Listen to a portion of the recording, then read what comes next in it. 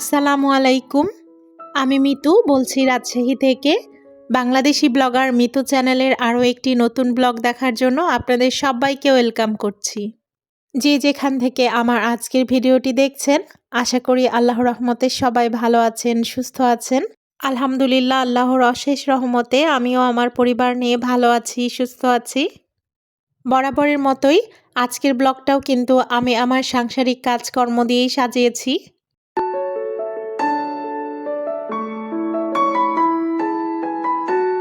আর আমি কিন্তু এখন আমার কিচেনে চলে এসেছি। গতকাল রাতে যে বাসনগুলো ধুয়ে পানি ঝরাতে দিয়েছিলাম, সেই বাসনগুলো কিন্তু আমি বড় র্যাকটাতে গুছিয়ে নিয়েছি। এবার দুপুরের রান্নার জন্য আমি মাছ ভিজিয়ে দিচ্ছি। দুপুরবেলা খুব বেশি রান্না নেই, এখন তো আমার 2 বেলায় রান্না করতে হয়, রাতে আর দুপুরে। তাই দেখা যাচ্ছে দুপুরবেলা 1-2টা আইটেম হলেই আমাদের হয়ে যায়। আজকে শুরুর দিকেই কিন্তু আপনাদের কাছে আমি একটা লাইক চেয়ে নিব। একটা লাইক দিয়ে আমার সম্পূর্ণ ভিডিওটি আপনারা দেখে নেবেন। আশা করি বরাবরের ভিডিওগুলোর মতোই আপনাদের এই ভিডিওটাও ভালোই লাগবে। যদি আমার এই ভিডিওটি ভালো লেগে যায় তাহলে অবশ্যই আমার চ্যানেলটিকে সাবস্ক্রাইব করে রাখবেন। আর পাশে থাকা বেল আইকনে প্রেস করে রাখবেন, যেন আমি এই টাইপের লাইফস্টাইল ব্লগ ভিডিও শেয়ার করার সাথে সাথেই আপনাদের কাছে নোটিফিকেশন পৌঁছে যায়। আর আপনারা আপনাদের সময় সুযোগ মতো দেখে নিতে পারেন। ভিম লিকুইডের বোতলটাতে কিন্তু ভিম লিকুইড শেষ হয়ে গিয়েছিল, ওটা কিন্তু রিফিল করে নিলাম। গত ভিডিওতে আপনাদেরকে বলেছিলাম আমি একটু বাইরে যাব, তো মার্কেটে যাওয়ার পরে আমার কিন্তু এই জিনিসগুলো পছন্দ হয়ে গিয়েছিল, ওই জন্য কিনেও নিয়েছি। আয়নের বাবা শুধু বলে, তুমি তো এই সব জিনিসগুলো ইউজ করো না, শুধু শুধু উঠিয়ে রাখো, তাহলে শুধু শুধু এই জিনিসগুলো কিনে ফেলে রাখো কেন? আসলেই কিন্তু সত্যি আমি দেখেছি যে আপুরা লাইফস্টাইল ব্লগগুলো করে, সে আপুরা কিন্তু একেক দিন একেক রকম ক্রোকারিজ আইটেম ইউজ করে।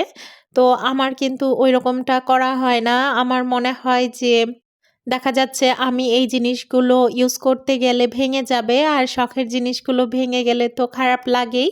আমার ভিডিওগুলোতে একটু খেয়াল করলেই দেখতে পাবেন আমি সবসময় কিন্তু একই রকম ক্রোকারিজ আইটেমগুলোই ইউজ করি।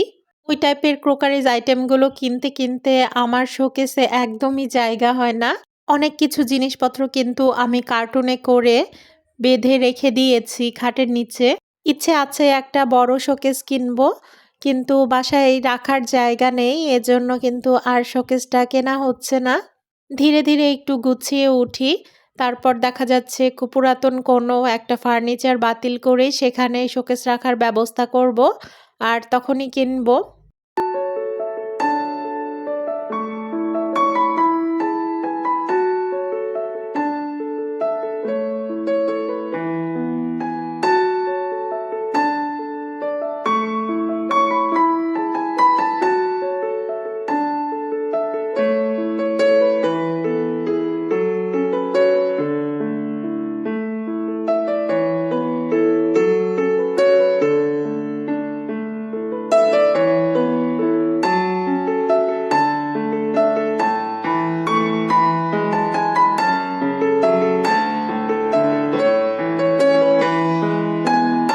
রোজার আগে কিন্তু আমি আমার পুরো বাসাটাকে একদম ডিপ ক্লিন করে ফেলি।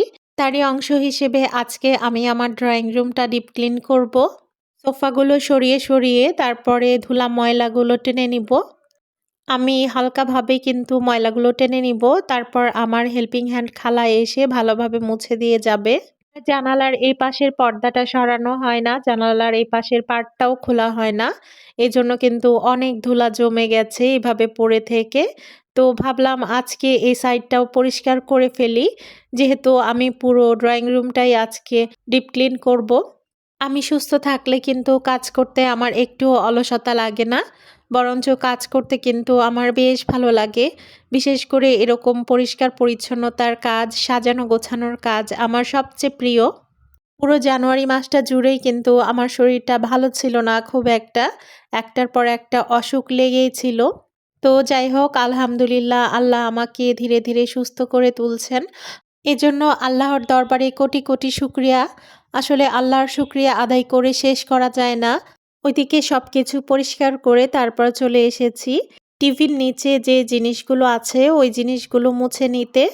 আর এইটা হচ্ছে আমার সবচেয়ে প্রিয় গাছ। এই গাছটাকে আমি কিন্তু প্রায় ৪ বছর ধরে লালন-পালন করেছি।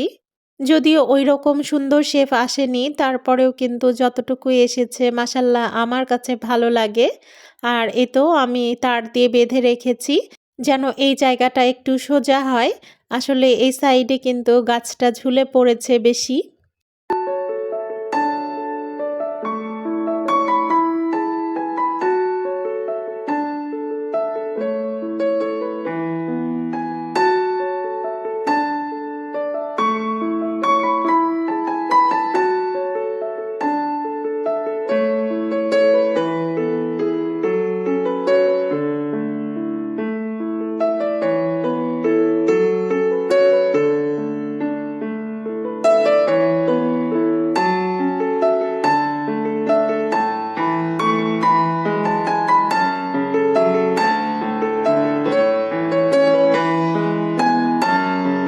এলোমেলো করা সোফাগুলো কিন্তু আমি আবারও নির্দিষ্ট জায়গায় রেখে দিচ্ছি।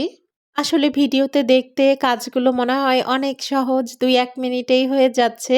কিন্তু যখন কাজগুলো বাস্তবে করতে যাওয়া যায়, তখনই কিন্তু বোঝা যায় যে কতটা কষ্ট আর কতটা সময় লাগে। সব যেহেতু পরিষ্কার করেছি, তাই সোফার উপরে কিন্তু অনেকটা ধুলা পড়ে যাওয়ার কথা। এজন্য কিন্তু আমি ভ্যাকুয়াম ক্লিনার দিয়ে ধুলাগুলো টেনে নিচ্ছি। আর ভ্যাকুয়াম ক্লিনার কিন্তু ধুলা টানার কাজটা কিন্তু অনেক সহজ করে দেয়। এটা খুবই কাজের একটা জিনিস। তবে অবশ্যই এটার সঠিক ব্যবহার জানতে হবে। সঠিক ব্যবহার না জানলে কোনো কিছুই আসলে ঠিক লাগে না। সঠিকভাবে ব্যবহার করতে না জানলে মনে হবে এটা কোনো কাজের জিনিস না, একদম অকাজের জিনিস। আমি কিন্তু শুধু ভ্যাকুয়াম ক্লিনারের সম্পর্কে বললাম না, আমি সবকিছুর সম্পর্কেই বললাম যে ব্যবহারটা না জানলে আসলে কাজের জিনিস মনে হয় না কোনো কিছুইকেই। সবকিছুর সাথে এই পাপোশটাও কিন্তু আমি ভ্যাকুয়াম ক্লিনার দিয়ে ক্লিন করে নিচ্ছি।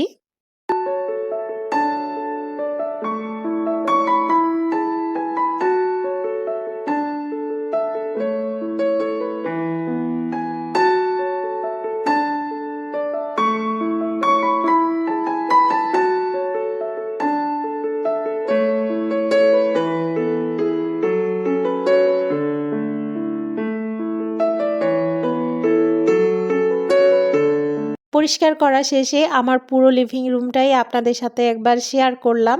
এতটা পরিষ্কার পরিচ্ছন্ন দেখে আসলে মনটা ভরে যাচ্ছে। এবার আমি কিচেনে চলে এসেছি রান্নার জন্য। যেদিন বাসার কোনো রুম ডিপ ক্লিন করা হয় সেদিন কিন্তু কাজের একটু দেরি হয়ে যায়, আর রান্নারও কিন্তু একটু দেরি হয়ে গেল। এখন কিন্তু আমি মাছ ভাজতে দিয়ে দিব, এজন্য প্যান বসিয়ে দিয়েছি চুলায়।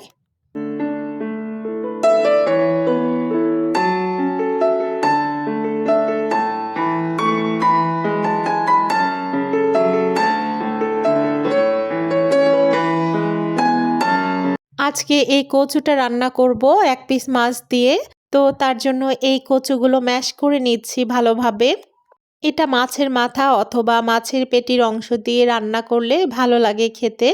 এই কচুটা সচরাচর পাওয়া যায় না বাজারে কিনতে। এটা আমার আম্মু নিয়ে এসেছিল কিছুদিন আগে। আমরা যে কচু শাক খাই, সেই কচু শাকের গাছের নিচেই কিন্তু এটা হয়। তবে সব সিজনে কিন্তু এটা হয় না, শুধুমাত্র শীতের সিজনেই হয়।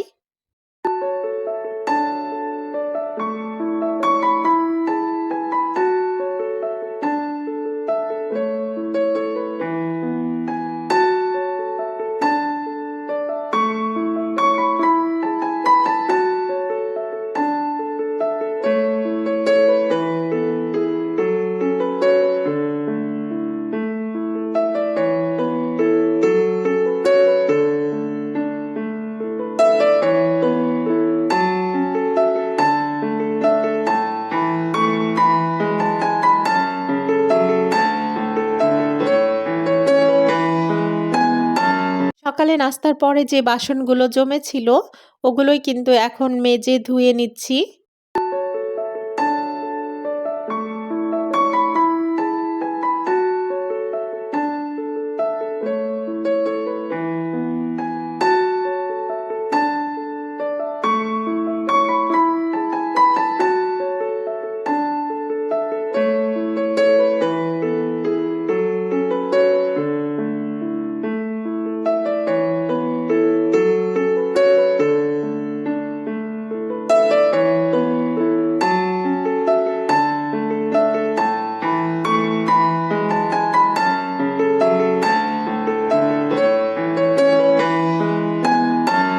মধ্যেই কিন্তু আমার বাসনপত্রগুলো মেজে তারপরে ধুয়ে নেওয়া শেষের দিকে। আর এটা হলেই কিন্তু আমার মোটামুটি কাজ শেষ হয়ে যাবে। শুধুমাত্র তরকারিটা দেখে নামাতে হবে, তাহলেই হয়ে যাবে। আমি যে মাছগুলো ভেজে নিয়েছিলাম ওর মধ্যে থেকে কিন্তু ১ পিস পেটির অংশ নিয়ে ভেঙে তরকারিতে দিয়েছিলাম। আর বাকি মাছগুলো রেখে দিয়েছি, ওগুলো কিন্তু ভাতের সাথে খাওয়ার জন্য। যে বাসনগুলো ধুয়েছিলাম ওগুলোর পানি ঝরানো শেষে আমি কিন্তু র্যাকে গুছিয়ে রেখেছি। আর এখন কিন্তু আমি ওয়াশিং মেশিনে কাপড় দিয়ে দিব। সকাল সকাল কাপড় ধুয়ে দিলে তাড়াতাড়ি শুকিয়ে যায়, তবে আমার একটু মনে ছিল না সকাল সকাল কাপড় ধুয়ে দেওয়ার কথা। তো আপনাদের সাথে কথা বলতে বলতে কিন্তু ভিডিওর একদমই শেষ পর্যায়ে চলে এসেছি। আবারও কিন্তু হাজির হব নতুন দিনের নতুন কোনো ভিডিও নিয়ে। আরও একবার লাইক, কমেন্ট, শেয়ার এবং সাবস্ক্রাইব করার অনুরোধ জানিয়ে এখান থেকেই বিদায় নিয়ে নিচ্ছি। আল্লাহ হাফেজ।